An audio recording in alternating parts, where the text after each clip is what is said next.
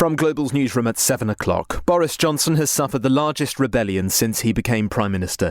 99 Conservative MPs voted against the introduction of mandatory COVID passes at some venues in England, but the plan passed with Labour's backing.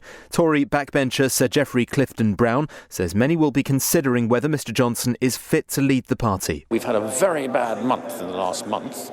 I think some members of the party will be thinking to themselves, we've got to have a change. I think that's got to be on the cards, and he's got to realise that.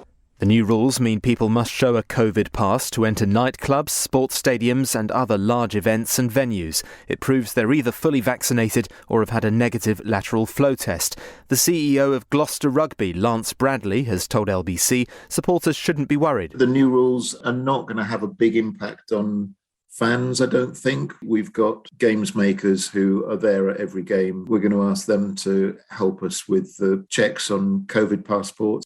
The former Conservative mayoral candidate Sean Bailey has quit as chairman of the London Assembly's Police and Crime Committee. The Daily Mirror has published a photo of him and more than 20 others at a party at Tory HQ last December while London was in Tier 2 restrictions.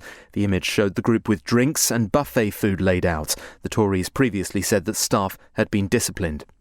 All adults in England and Scotland can now book their COVID booster vaccine online. Over 18s are eligible to receive a third dose 3 months after their second.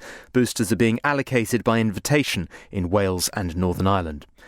An appeal has been set up to raise money for 1 million children in Afghanistan said to be at risk of dying this winter. The Disasters Emergency Committee will raise funds for charities to urgently respond to conflict, economic collapse, drought, famine and COVID-19 in the country.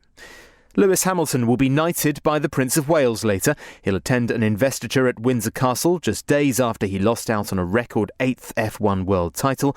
And the actor Sir David Suchet will miss receiving his knighthood after he tested positive for COVID.